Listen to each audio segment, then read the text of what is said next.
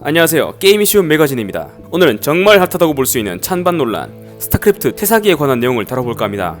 태사기란 스타크래프트 종족 중 하나인 테란 종족이 나머지 두 종족에 비해 사기적으로 세다는 것을 뜻하는 합성어인데요. 그럼 왜 태사기라는 말이 나오는지에 대해서 하나하나 알아보도록 할까요?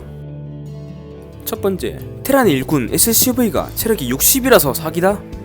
저그의 드론은 체력이 40, 프로토스의 프로브는 체력 20에 실드 20, 도합 40입니다. 수치상으로만 본다면 SCV가 당연히 더 많은 체력을 가지고 있기 때문에 사기처럼 보일 수 있는데요. 하지만 종족마다 특성을 가진 스타크래프트에서는 거기에 맞게 밸런스를 주었다고 생각합니다.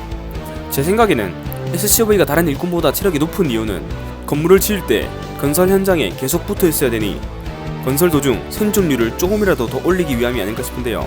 프로토스나 저그 같은 경우에는 건물을 지을 때 일꾼 자체가 노출되지 않습니다. 이런 점으로 봤을 때 SCV의 체력이 40이라면 불공평하다고 판단하여 체력을 좀 더 올린 게 아닐까 싶어요. 대신 프로브나 드론의 경우 사정거리가 SCV보다 조금 더 길게 조정되어 있는 것은 블리자드의 밸런스 배려이지 않을까 유추해봅니다. 하지만 일꾼의 중요도가 높은 스타크래프트에서 이 차이가 승패를 결정하는 경우가 많기 때문에 태사기라는 말이 나오는 것도 충분히 이해가 되는 부분이긴 하네요.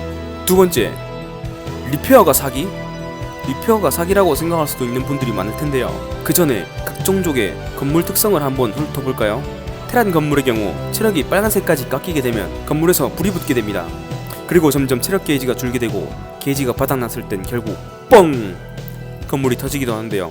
프로토스의 경우 쉴드가 지속적으로 충전되고 저그의 경우에는 체력이 천천히 재생되는 특징을 가지고 있습니다. 활용도에 따라 어느 게 실용적일지는 모르겠지만 리페어가 사기란 말이 나오는 이유는 유동적으로 사용할 수 있으며 눈에 잘 드러나기 때문은 아닐까요? 그렇게 치면 저그는 다친 드론이 가스 건물을 짓다가 취소를 하게 되면 다시 쌩쌩해지게 되고 프로토스는 프로브 하나로 건물 여러 개를 동시에 지을 수 있는데요. 이런 것들은 종족 특성에 맞게 만들어졌다고 생각합니다.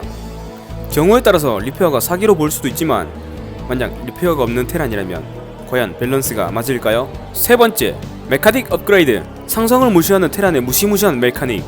이 또한 태사기라고 불릴만한 활약을 지니고 있는데요. 그 중심에는 메카닉 업그레이드가 있습니다.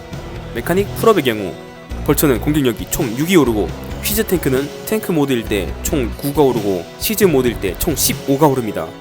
골리앗의 경우 지상 공격은 3, 공중 공격은 12, 레이스는 지상 공격 3, 공중 공격 6, 발키리는 공격력이 총 3이 오릅니다.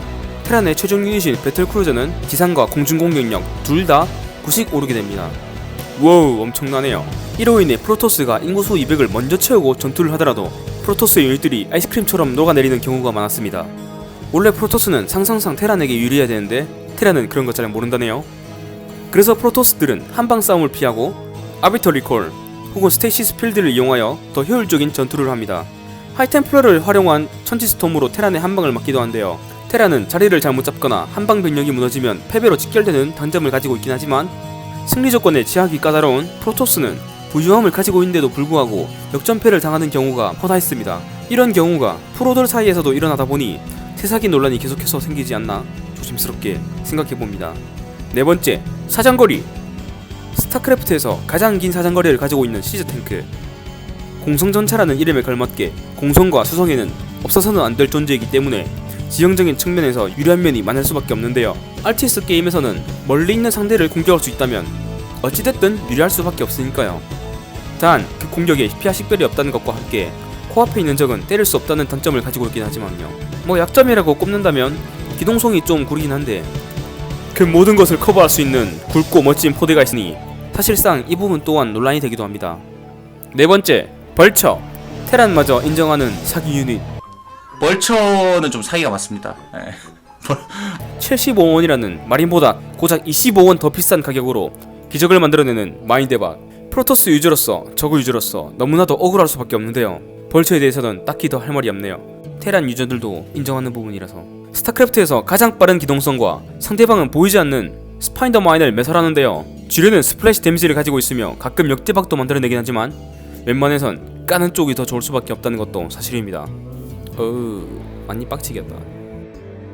태사기 논란, 여러분들의 생각은? 스타크래프트가 다시 부활하려는 시점에서 뜬금없이 나타난 태사기 논란. 물론 테란이 다른 종족보다 유리한 면을 지니고 있는 것은 많은 사람들이 인정하고 있습니다. 하지만 이 주제로 인해 노력했을 프로게이머들이 피해를 보고 있다는 것도 사실인데요.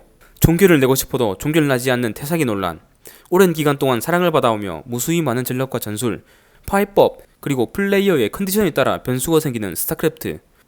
과연 밸런스 논란이 올바른 것인지 여러분들은 어떻게 생각하시나요?